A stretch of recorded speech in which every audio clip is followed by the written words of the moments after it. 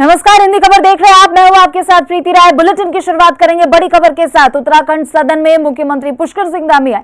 वहीं विधानसभा भर्ती में विधानसभा स्पीकर के फैसले को सीएम ने सही बताया है। बता दें कि विधानसभा भर्ती मामले में सीएम ने कहा है कि हमारी सरकार पहले ही कार्रवाई कर चुकी है। तो बड़ी खबर आपको बता दें, विधानसभा भर्ती में कोर्ट के फैसले को सीएम धामी ने सही बताया है। भर्ती मामले में सीएम धामी ने कहा है कि हमारी सरकार इस पर पहले ही कार्रवाई कर चुकी है। तो बड़ी खबर आपको बता दें, मुख्यमंत्री पुष्कर सिंह धामी ने विधानसभा भर्ती घोटाले मामले में विधानसभा स्पीकर के फैसले को सही बताया है और कहा है कि विधानसभा भर्ती घोटाला मामले में हमारी सरकार पहले ही कार्रवाई कर चुकी है। तो बड़ी खबर आपको बता दें, विधानसभा भर्ती घोटाला मामले को लेकर मुख्यमंत्री पुष्कर सिंह धामी ने इस फैसले को सही बताया है। विधानसभा स्पीकर के फैसले को सही बताया है और सही बताते हुए कहा है कि हमारी सरकार पहले भी इस पर कार्रवाई कर चुकी है।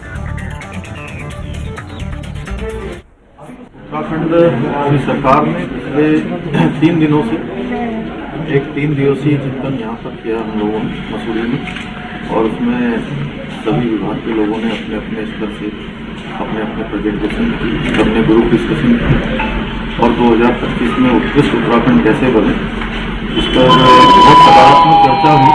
और इस चर्चा के बाद सभी लोग एक नए जोश के साथ और चिंतन से जो अमृत निकल, वो अमृत उत्तराखंड को आगे बढ़ाने के लिए, उत्तराखंड को गति देने के लिए, उत्तराखंड को उन्नति की ओर ले जाने के लिए और उत्तराखंड की प्रगति के लिए बहुत ही सकारात्मक रूप से सभी को साथ में लेकर एक नए जोश के साथ आगे जाएगा। तो वहीं एक बार फिर दिल्ली के दौरे पर मुख्यमंत्री पुष्कर सिंह धामी एमसीडी चुनाव में बीजेपी प्रत्याशियों के समर्थन में प्रचार करेंगे सीएम धामी और साथ ही साथ प्रत्याशियों के पक्ष में कई जनसभाओं को भी संबोधित करेंगे सीएम धामी। एमसीडी चुनावों को लेकर प्रचार प्रसार में जुट चुके हैं मुख्यमंत्री पुष्कर सिंह धामी। इसे लेकर एक बार फिर दिल्ली के दौरे पर है मुख्यमंत्री पुष्कर सिंह धामी। साथ ही साथ बीजेपी के प्रत्याशियों के समर्थन में लोगों से वोट करने की अपील करेंगे और जनसभा को भी संबोधित करेंगे मुख्यमंत्री पुष्कर सिंह धामी।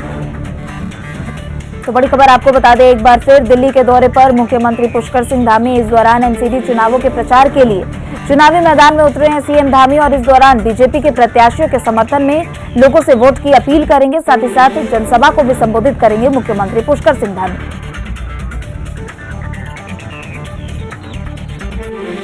तो बड़ी खबर आपको बता दें, दिल्ली के दौरे पर एक बार फिर से मुख्यमंत्री पुष्कर सिंह धामी एमसीडी चुनावों को लेकर एक बार फिर से दिल्ली दौरे पर है सीएम धामी। आंचल हमारे साथ जुड़ चुकी है और भी अधिक जानकारी के लिए। आंचल, मुख्यमंत्री का एक बार फिर से दिल्ली दौरा है, एमसीडी चुनावों को लेकर भी ये बेहद खास और बेहद अहम माना जा रहा है ये दौरा। आंचल। बिल्कुल, देखिए सीएम पुष्कर सिंह धामी कल दिल्ली दौरे पर आए और इससे पहले देखिए एक निजी कार्यक्रम में, एक शादी समारोह में कल गुड़गांव गए थे। गुड़गांव से फिर रात्रि विश्राम उन्होंने दिल्ली में किया और आज जैसा कि काफी सक्रिय नजर आ रहे हैं और जैसा कि सीएम ने बताया कि कल उन्होंने एक चिंतन शिविर में भी उन्होंने प्रतिभाग लिया था जिसमें तमाम अधिकारी मौजूद थे। उनसे बातचीत की, फाइलों को लेकर चर्चा की, फाइलों को सुरक्षित रखने की उन्होंने बातचीत की। उसके बाद देखिए आज का पूरा रोड मैप तैयार हो चुका है। आज एमसीडी चुनाव को लेकर काफी सक्रिय नजर आएंगे और आज शाम से ही देखिए जो पहाड़ी वोटर्स हैं उनको संबोधित करते हुए नजर आएंगे, क्योंकि दिल्ली में तमाम जगह पर पहाड़ी वोटर्स काफी बड़ी संख्या में रहते हैं और यही कारण है कि देखिए यहाँ जो उत्तराखंड के प्रदेश अध्यक्ष महेंद्र भट्ट, उनको भी देखिए सक्रिय किया हुआ। कल वो भी आए थे दिल्ली और जैसा कि आज उन्होंने भी तमाम कार्यकर्ताओं की बैठक ली, पहाड़ी कार्यकर्ता भी इसमें मौजूद रहे। और अब सीएम पुष्कर सिंह धामी देखिए शाम को कई जनसभाओं को संबोधित करेंगे, जिनमें अगर स्थान की बात करें तो देखिए संत नगर दिल्ली है और प्रत्याशी हैं रेखा रावत, उनके पक्ष में देखिए जनसभा को संबोधित करेंगे। अनिल कुमार त्यागी है जिनके पक्ष में देखिए संबोधित करने वाले हैं और दूसरे नीता बिष्ट हैं जिनके पक्ष में एमसीडी चुनाव को लेकर जनता को रिझाने की कोशिश करेंगे। कविता शर्मा है जिनके पक्ष में जनसभा होनी है और प्रमोद गुप्ता है। यानी कि 4 से 5 कैंडिडेट है जिनके पक्ष में ये जनसभा को संबोधित करने वाले हैं। यानी कि देखिए अब बीजेपी हर मुमकिन कोशिश कर रही है कि अब हर तबके पर अपना कब्जा बनाया जाए, हर तबके को अपनी ओर रिझाया जाए और शायद यही कारण है कि पुष्कर सिंह धामी को एज ए स्टार प्रचारक बना के बार बार बुलाया जाए। इससे पहले भी देखिए एक रोड शो के जरिए उन्होंने जनता से भारी बहुमत देने के लिए निवेदन किया था। बिल्कुल आंचल, देखिए एक बड़ी संख्या में पहाड़ के लोग दिल्ली में निवास करते हैं, साथ ही साथ मुख्यमंत्री पुष्कर सिंह धामी को स्टार प्रचारक बनाया गया है, क्योंकि अगर उनके क्षेत्र के ही मुख्यमंत्री पहाड़ी लोगों से संवाद करेंगे तो एक अलग छाप छूटेगी। ऐसे में जो अलग अलग जगहों पर जनसभा हो रही है, वो उनकी कार्यक्रम की रूपरेखा जो तय की गई है वो कितने बजे के आसपास की गई है? देखिए, कार्यक्रम की रूपरेखा उसी हिसाब से तय की गई है। जैसा कि मैंने आपको बताया कि जनसभाओं का आयोजन किया गया है। जनसभाओं में तमाम लोग अलग अलग क्षेत्रों के मौजूद रहेंगे। जिस एरिया में जनसभा होगी उस क्षेत्र के लोग मौजूद रहेंगे, जिसको पुष्कर सिंह धामी संबोधित करेंगे, वोटों की अपील करेंगे और भारतीय जनता पार्टी के तमाम कार्य प्रणाली को बताएंगे कि क्या क्या योजनाएं बीजेपी लगातार केंद्र से लेकर राज्यों तक निकाल रही है। उन तमाम कार्यों की देखिए सूची जनता के सामने संबोधित करेंगे और उसके बाद ये अपील करेंगे कि संसदीय चुनाव में इस बार जैसा कि आम आदमी पार्टी भी टक्कर में है तो उनको न चुनकर बीजेपी को भारी बहुमत से वोट दे। तो अपील, एक निवेदन भी जनता से करते हुए नजर आएंगे। बिल्कुल, बहुत बहुत शुक्रिया आंचल आपका तमाम जानकारियों के लिए। तो वहीं हिंदी खबर से बात करते हुए बीजेपी के प्रदेश अध्यक्ष महेंद्र भट्ट ने क्या कुछ उन्होंने कहा है, आपको सुनवाते हैं। दिल्ली में एमसीडी चुनाव को लेकर अब बीजेपी ने अपनी तमाम ताकत झोंक दी है और यही कारण है कि देखिए स्टार प्रचारक बनाकर तमाम नेताओं को उतारा जा रहा है। देखिए हमारे साथ बातचीत करने के लिए हैं उत्तराखंड के बीजेपी के प्रदेश अध्यक्ष महेंद्र भट्ट जी। अगर सर बात की जाए तो आप भी दिल्ली दौरे पर हैं, आखिर दिल्ली दौरे पे किस लिए हैं, आखिर क्या कारण है कि आप दिल्ली आए? देखिए, हम संगठन की सामूहिकता के आधार पर चुनाव लड़ते हैं, चुनाव जीतते हैं, क्योंकि लगभग 15 लाख से ज़्यादा आबादी उत्तराखंड की दिल्ली के अंदर है और कहने को वार्डों में हमारे कार्यकर्ता लड़ रहे हैं। मैं तो प्रदेश केंद्रीय नेतृत्व का प्रदेश का आभारी हूँ कि सर्वाधिक 10 वार्डों में भारतीय जनता पार्टी ने पर्वतीय मूल के जो हमारे लोग यहाँ रहते हैं उनमें उनको प्रत्याशी बनाया है। तो हमारे सारे कार्यकर्ता, माननीय मुख्यमंत्री जी भी आज 3-4 सभाएँ हैं, मेरी 3-4 बैठकें मेरी भी हैं। इसके साथ 48 कार्यकर्ताओं को हमने यहाँ भेजा हुआ है और 14 विधानसभाओं में हमारे कार्यकर्ता काम कर रहे हैं। आज हमारी उन कार्यकर्ताओं के साथ बैठक भी है। इसके बाद लगातार हम चुनाव तक 2 तारीख तक प्रचार समाप्ति तक हमारे कार्यकर्ता उस क्षेत्र में रहेंगे। क्या लग रहा है, जो लगातार आम आदमी पार्टी का वर्चस्व दिल्ली में कायम है, फ्री पॉलिसी कई दिल्ली वासियों को मिल रही है, ऐसे में पहाड़ी वोटर्स को आप सीएम साहब तमाम जो उत्तराखंड के नेता हैं वो लुभा पाएंगे या फिर फ्री पॉलिसी उसके ऊपर हावी हो जाएगी? देखिए, फ्री पॉलिसी मैं इसलिए नहीं कह सकता, कारण क्या है कि केवल गुमराह करके सत्ता प्राप्त करना, और जब हम जमीनी धरातल में पता करते हैं तो बहुत सी चीज़ें केवल नारों में रहती हैं, केवल चुनाव के मुद्दे होते हैं, लेकिन धरातल पर को दिखाई नहीं देता है। आज आम आदमी का जो छुपा हुआ चेहरा है वो लोगों ने देख लिया है, राष्ट्र विरोधी चेहरा देख लिया है, विकास विरोधी चेहरा देख लिया है। और मैं कह सकता हूँ उत्तराखंड के अंदर विकास का जो पक्ष है, विकास का जो भाव है, वो आज की तारीख में प्रवासी जहाँ भी रह रहा हो देश भर के अंदर, उसको भी इस बात का महसूस होता है कि भारतीय जनता पार्टी के नेतृत्व में क्षेत्र का विकास होता है और गरीबों की चिंता होती है। आज चाहे अन्न धन योजना हो, सब प्रकार की योजनाएं क्या गरीबों पर केंद्रित हैं। वो विषय दिल्ली में भी आज इशू बना हुआ है और बहुत गुमराह कर लिया। अब की बार जनता सबक सिखाने के मूड में है।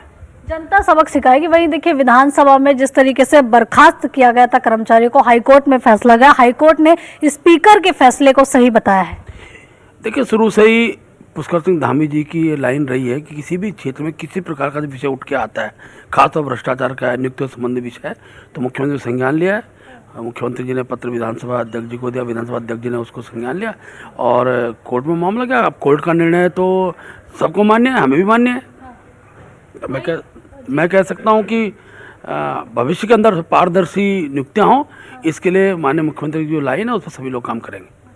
अच्छा, देखा गया है कि देखिए उत्तराखंड में चाहे बीजेपी के हों या कांग्रेस के हों, जो पूर्व विधायक हैं वो सब एक साथ अब देखने के लिए मिल रहे हैं। देखिए, ठीक है, पूर्व विधायकों की अनेकों अपनी समस्याएं होती हैं, उन समस्याओं के आधार पर, और क्योंकि उत्तराखंड ना विधान परिषद है और ना ऐसी कोई व्यवस्था है कि जिसके आधार पर पूर्व विधायकों से सहयोग लिया जाए, और अगर उन्होंने कोई ऐसा संगठन बनाया है तो निश्चित रूप से मैं कह सकता हूं कि वो भी सरकार का सहयोगी बनेगा, ऐसा मैं विश्वासपूर्वक कह सकता हूं। क्योंकि जब व्यक्ति पूर्व हो जाता है तो उसके भी मन भाव में विकास होता है, न कि सत्ता होती है। तो पूर्व विधायकों का जो योगदान रहेगा, जो मार्गदर्शन रूप में रहेगा, आज वो विधानसभा अध्यक्ष से मिले, मुझे पूरा विश्वास है मुख्यमंत्री से मिलेंगे और अपने सुझाव वो क्षेत्र के विकास के लिए, उत्तराखंड विकास के लिए देंगे, तो स्वागत योग्य होंगे। धन्यवाद। तो देखिए आप यहाँ महेंद्र भट्ट जी को सुन रहे थे, जो कि देखिए उत्तराखंड बीजेपी के प्रदेश अध्यक्ष है, जिनका कहना है कि सरकार और संगठन में बिल्कुल सही तालमेल है, इसमें किसी भी तरह का कोई गड़बड़ नहीं है। कैमरा निशांत के साथ आंचल यादव, हिंदी खबर, नई दिल्ली। बड़ी खबर देहरादून से बता दें कि राजधानी में दूसरे दिन भी आईटी की कार्रवाई जारी है। कई कारोबारियों के ठिकानों पर आईटी की छापेमारी जारी है। बता दें कि रियल एस्टेट और होटल कारोबारी मंजीत जौहर और उनके साथियों पर यह कार्रवाई की जा रही है। मंजीत जौहर और साथियों के 50 से अधिक ठिकानों पर आईटी की छापेमारी जारी है। तो बड़ी खबर देहरादून से बता रहे, जहां राजधानी में दूसरे दिन भी इनकम टैक्स की ताबड़तोड़ कार्रवाई जारी है। पिछले 24 घंटे से इनकम टैक्स की टीम कई जगहों पर, लगभग 50 जगहों पर, 50 ठिकानों पर ये छापेमारी कर रही है। बड़ी खबर आपको बता दें, रियल एस्टेट और होटल कारोबारी मंजीत जौहर और उनके साथियों पर आईटी विभाग की तरफ से ये कार्रवाई की जा रही है। तकरीबन मंजीत जौहर और उनके साथियों के 50 से अधिक ठिकानों पर कार्रवाई जारी है।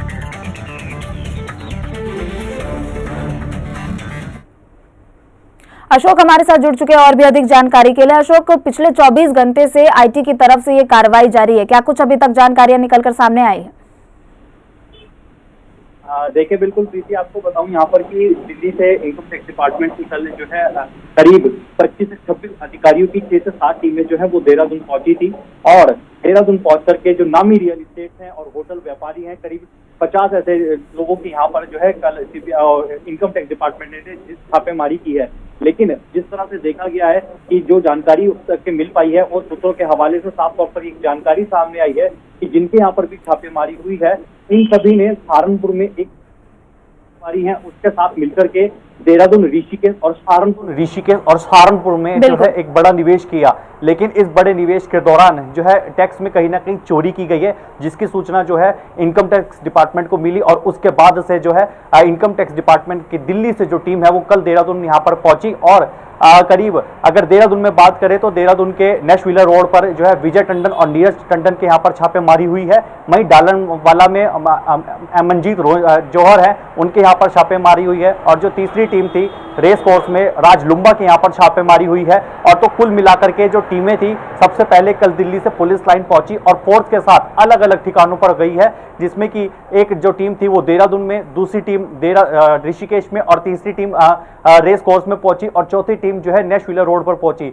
जानकारी जो अब तक इस पूरे मामले में सामने ये आई कि जिस तरह से इन्होंने जो सभी के सभी जो है ये पूरा का पूरा एक इनका कहा जा सकता है एक लीड रोल जरूर रहा है। और लीड रोल के चलते जो है इन्होंने सहारनपुर के जो शहद कारोबारी हैं उनके साथ मिलकर के देहरादून, ऋषिकेश और सहारनपुर में एक बड़ा निवेश किया। लेकिन उस बड़े निवेश के दौरान जो है कर की जो चोरी की गई है उसी को ध्यान में रखते हुए और ये छापेमारी जो है इनकम टैक्स डिपार्टमेंट के द्वारा की गई है। लेकिन और जिस तरह से जानकारी पूरी तरह से मिल पाई है, क्योंकि हमने कल खुद ही जब इस दौरान हम इस पर मौजूद थे तो हमने जो संबंधित विभाग के जो अधिकारी हैं उनसे भी बातचीत करने की कोशिश की, लेकिन विभाग के किसी भी अधिकारी ने इस पर बोलने से मना कर दिया। और कहीं ना कहीं अब सूत्रों के हवाले से ये खबर सामने आ रही है कि अभी भी जो है इनकम टैक्स डिपार्टमेंट की जो छानबीन है, जो छापेमारी है, वो आने वाले से 4 से 5 दिन में और भी चल सकती है। क्योंकि देखिए अभी तक 50 ठिकानों पर छापेमारी हो चुकी है और इसी से संबंधित जो अन्य व्यापारी भी हैं उनमें कहीं ना कहीं हड़कंप जरूर मच गया है, चाहे वो प्रॉपर्टी डीलर हो, चाहे वो भू माफिया हो,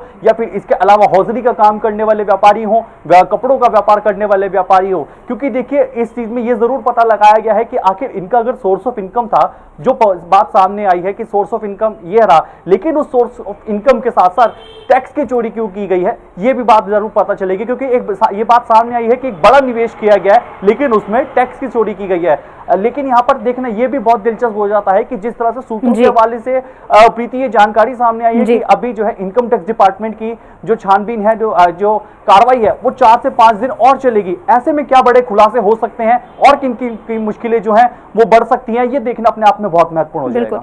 अशोक, जैसा कि आप बता रहे थे कि ऋषिकेश, सहारनपुर और देहरादून में कई जगहों पर निवेश को लेकर ये आईटी छापेमारी कर रही है, तो क्या कुछ ऐसी जानकारी है कि कौन से अकाउंटिंग ईयर को लेकर कर चोरी की गई, जिसके बाद लगातार आईटी की पिछले 24 घंटे से यह कार्रवाई जारी है?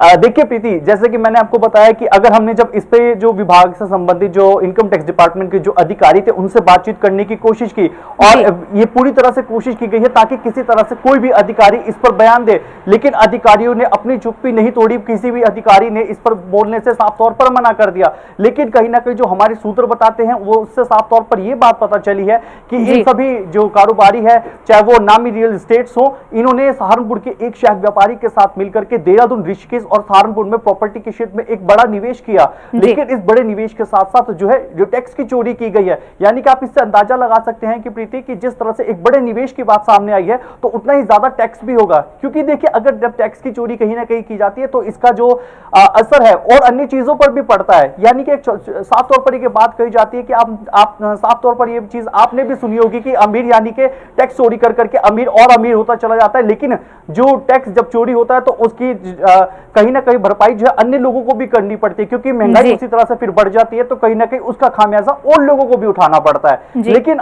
अब जिस तरह से इनकम टैक्स डिपार्टमेंट की आगे की कार्रवाई बताया जा रहा है कि 4 से 5 दिन और भी चलने वाली है, तो ऐसे में कौन कौन उनकी रडार पर आ सकता है ये देखना अपने आप में बहुत ही दिलचस्प हो जाएगा। बिल्कुल अशोक, आप बने रहे हमारे साथ, आगे भी आपसे और जानकारियां लेंगे। तो वहीं मानव और वन्य जीव संघर्ष पर हाईकोर्ट ने सुनवाई की है। सरकार विशेषज्ञों की अध्यक्षता में कमेटी बनाए हाईकोर्ट ने ये आदेश दिया और साथ ही साथ ये भी कहा है कि प्रत्येक 2 सप्ताह में विशेषज्ञों से सरकार बातचीत करे। सरकार की आगे की योजना पर हाईकोर्ट ने 2 हफ्ते में रिपोर्ट मांगी है। बता दें कि इस पूरे मामले पर अब अगली सुनवाई 27 अप्रैल 2023 को होगी और हाईकोर्ट उसी दिन सुनवाई करेगा। बता दें कि सामाजिक कार्यकर्ता अनुपंत की याचिका पर कोर्ट ने सुनवाई की थी। तो साथ ही जानकारी ये भी आपको दे दें कि हर वर्ष औसतन 60 लोग तेंदुए के हमले से मारे जाते हैं। ये जानकारी हाईकोर्ट की तरफ से दी गई है और साथ ही साथ ये भी जानकारी दी गई है कि तेंदुए के हमले के कारण पहाड़ों पर पलायन बढ़ा है। अशोक हमारे साथ लगातार बने हुए जानकारी के लिए। अशोक, मुख्यमंत्री के चिंतन शिविर के आखिरी दिन भी इसे लेकर एक प्लान तैयार किया गया था और साथ ही अब हाईकोर्ट के अभी आदेश आ गए, तो किस तरीके से अब इसे एक्टिव किया जाएगा? अशोक, आवाज मिल पा रही है अशोक? जी प्रीति, कहीं पे अपना सवाल दोहराएं। पिछले दिनों मतलब बीते दिनों केले की मुख्यमंत्री धामी ने चिंतन शिविर के आखिरी दिन इस योजना को लेकर एक चर्चा की थी, तो साथ ही साथ अब हाईकोर्ट की तरफ से भी यह आदेश आ चुका है, तो अब इसे किस रूपरेखा में तैयार किया जाएगा, कैसे इस पर काम किया जाएगा? देखिए प्रीति, बिल्कुल जिस तरह से हम देख रहे हैं कि आए दिन जो है गुलदार के जो हमले हैं वो लगातार ऐसे में कहीं ना कहीं बढ़ते हुए दिखाई दे रहे हैं और हाईकोर्ट ने भी आदेश दे दिया है कि जल्द से जल्द 2 सप्ताह के भीतर जो है 2 विशेषज्ञों की टीम का जो है वो गठन किया जाए।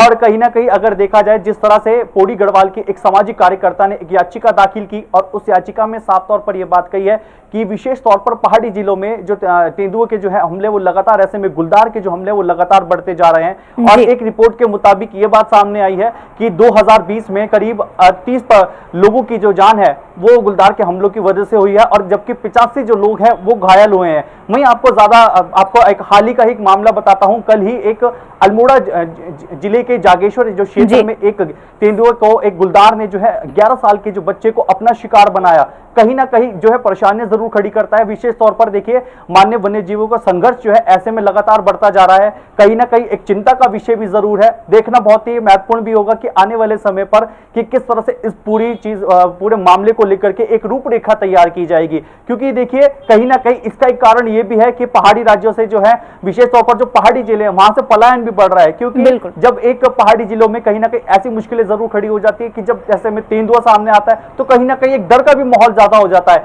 और उसी के चलते जो है पहाड़ी जिलों से पलायन भी हो रहा है। तो इसको कैसे रोका जाएगा, क्योंकि पलायन भी उत्तराखंड में अपने आप में एक बहुत बड़ी समस्या है और कहीं ना कहीं रोजगार को तो लेकर ही पलायन जो होता ही होता है, लेकिन अब एक कारण भी सामने आया है तो कहीं ना कहीं चिंता का विषय जरूर है। सरकार इस पर किस तरह से काम करेगी ये देखना बहुत ही महत्वपूर्ण होगा, क्योंकि अब अगली जो सुनवाई होगी वो 27 अप्रैल 2023 को होगी, यानी कि सरकार के पास अभी काफी टाइम है पूरा इस चीज को लेकर के। हाईकोर्ट ने जिस तरह से आदेश दिए है, देखना दिलचस्प होगा कि किस तरह से एक पूरा रोड मैप तैयार किया जाएगा और जिस तरह से मामले बढ़ रहे हैं उस पर किस तरह से एक पूर्वानुमान लगाया जाएगा, ये देखना बहुत ही महत्वपूर्ण होगा। जी अशोक, हाईकोर्ट की तरफ से आदेश तो दिए जा चुके हैं कि 2 सप्ताह में रिपोर्ट भी मांगी गई है, साथ ही साथ 4 महीनों का लंबा समय सरकार के पास भी है, लेकिन पहाड़ों पर ये एक चुनौती हो जाती है कि किस तरीके से मानव और वन जीव संरक्षण को बचाकर रखे, क्योंकि पहाड़ों पर वन्य जीवों को भी संरक्षित रखना अपने आप में एक बड़ी बात होती है, साथ ही साथ उनके साथ आम जनमानस जो वहां पे रह रहे उन्हें भी दिक्कत ना हो, तो इसे लेकर दोनों में सामंजस्य किस तरीके से बैठेगा? निश्चित तौर पर बिल्कुल सही कहा प्रीति आपने, क्योंकि पहाड़ों में देखिए वन्य जीवों को भी सुरक्षित रखना अपने आप में एक बहुत बड़े काम होता है और बहुत बड़ी चुनौती भी होती है कहीं ना कहीं। और ऐसे में जब पलायन होगा, इस कारण की वजह से पलायन होगा, तो कहीं ना कहीं ये एक समस्या भी खड़ी हो जाएगी।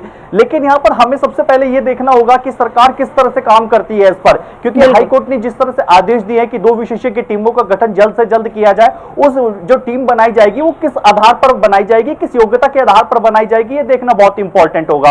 और उसके बाद आपस में जो विशेषज्ञ टीम को लेकर के ये बात भी कही है हाईकोर्ट ने, जो विशेषज्ञ टीम होगी आपस में बैठ करके हर सप्ताह में जो है इसको लेकर के पूरा चिंतन मंथन करे और उन जगह को भी चयनित करे कि जहां पर कि गुलदार के और ये जो हमले हैं लगातार जिस तरह से बढ़ते जा रहे हैं उसको लेकर के एक ठोस रणनीति बनाए और उसके बाद सरकार अपना पक्ष रखे। जब 27 अप्रैल को इस पूरे मामले पर सुनवाई होगी तो इसमें कितना प्रोग्रेस हुई है, किस तरह से जो है इस पूरे विषय को लेकर के, इस पूरे मामले को लेकर के काम किया गया है, सरकार के सामने एक पूरी सरकार हाईकोर्ट एक उम्मीद करेगी सरकार जो है एक पॉजिटिव जो है एक रिपोर्ट अपनी पेश जरूर करे, ताकि आने वाले समय पर जो पलायन भी हो रहा है उसको भी रोका जा सके और जो लोगों के मन में जो मानव वन्य जीवों का संघर्ष भी बढ़ रहा है वो कहीं ना कहीं वो भी जरूर कम हो। बिल्कुल, बहुत बहुत शुक्रिया अशोक आपका तमाम जानकारियों के लिए।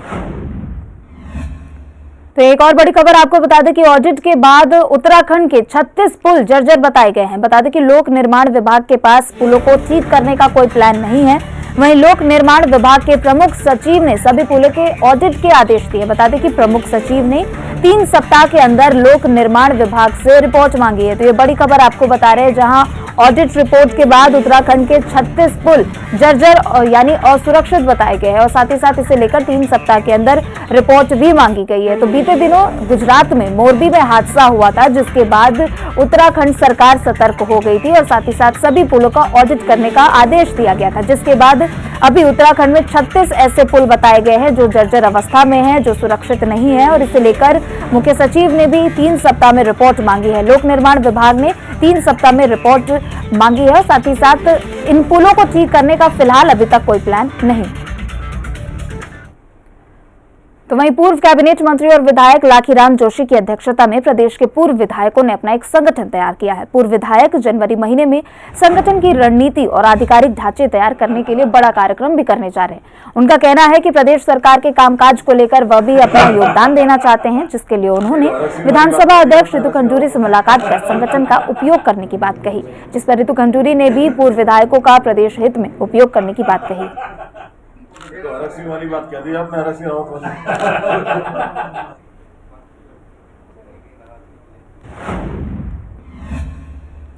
अल्मोड़ा के जेएसबी राजकीय होटल मैनेजमेंट संस्थान में 5 दिवसीय कुकिंग प्रशिक्षण कार्यक्रम का आयोजन किया जा रहा है। संस्थान के प्रवक्ता धीरेन्द्र सिंह ने बताया कि सभी प्रतिभागियों को 5 दिन का प्रशिक्षण देने के बाद 6ठे दिन एक परीक्षा का आयोजन किया जाएगा, जिसमें सभी प्रतिभागियों के कौशल को ग्रेड देते हुए भारत सरकार पर्यटन मंत्रालय और राजकीय होटल संस्थान की ओर से संयुक्त सर्टिफिकेट भी दिया जाएगा। इस प्रशिक्षण कार्यक्रम से क्षेत्र के आसपास की कैंटीन, रेस्टोरेंट, ढाबा में काम कर रहे लोग काफी खुश हैं। एक्चुअली ये भारत सरकार पर्यटन मंत्रालय के द्वारा एक प्रोग्राम चलाया गया है जो 5 दिवसीय प्रशिक्षण कार्यक्रम है, जिसमें जो लोग कहीं पे ढाबे में, कैंटीन में, मेस में इस जगह पे काम कर रहे हैं उन लोगों को बेसिकली उनकी उस खाने की बारीकियों के बारे में बताने में, उसमें हाइजीनिक किस तरीके से वो लोग उसका इस्तेमाल करें उसको बताने के लिए भारत सरकार द्वारा ये जगह जगह पे कोर्स चलाया गया है, जिसके तत्वाधान में आज ये राजकीय होटल संस्थान अल्मोड़ा में हम लोग यहाँ पर एक 5 दिवसीय कार्यशाला चला रहे हैं। मुझे यहाँ आके काफ़ी मैं जो डेली यूज़ में बनाती हूँ उससे काफ़ी अच्छी चीज़ें मुझे यहाँ सीखने को मिल रही हैं, जो मैं घर की ही चीज़ों से घर में अच्छे से अच्छा बना पाऊँ और हमें यहाँ आके काफ़ी अच्छा लग रहा है। दिनों में हम बहुत कुछ सीखे हैं, जैसे हम घर पे हमने कभी सोचा नहीं था कि हम बना पाएंगे, वो यहाँ आके हमें लगता है कि हम घर में वो बना लेंगे।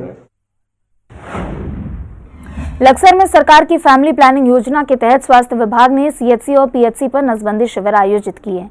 लक्सर सीएचसी पर आयोजित नसबंदी शिविर में 100 का टारगेट रखा गया है, जिसमें 12 बजे से पहले ही लगभग 80 लाभार्थियों ने पंजीकरण कराया और पंजीकरण कार्रवाई के बाद नसबंदी प्रक्रिया शुरू की गई। लक्सर सीएचसी प्रभारी डॉक्टर नलिन वालू ने बताया कि शिविर में एक पुरुष और 89 महिलाओं ने नसबंदी के लिए पंजीकरण कराए हैं। इस दौरान लाभार्थियों की चिकित्सा व्यवस्था का पूरा ध्यान रखा जा रहा है। मैं पूरे हमारे ब्लॉक उसमें लक्सर में चल रहा है। उसमें अभी तक हमारा 72 का रजिस्ट्रेशन हो चुका है। मेल उसमें एक है, बाकी सभी फीमेल है। जो और भी लोग आ रहे हैं उनकी पहले हम जांचें कर रहे हैं, जो स्टैंडर्ड टेस्ट होता है, उसके बाद ही उनको प्रोसीजर के लिए भेजा जाएगा। टारगेट तो 100 का मान के चल रहा है और फिर डिपेंड करता है कि कितने लोग की जाँचें आती है, और अगर जाँचें सब नॉर्मल आई उसके अंतर्गत ही फिर आगे ऑपरेशन करेंगे। फिलहाल इस बुलेटिन में सिर्फ इतना ही। आप देखते रहे हिंदी खबर। नमस्कार।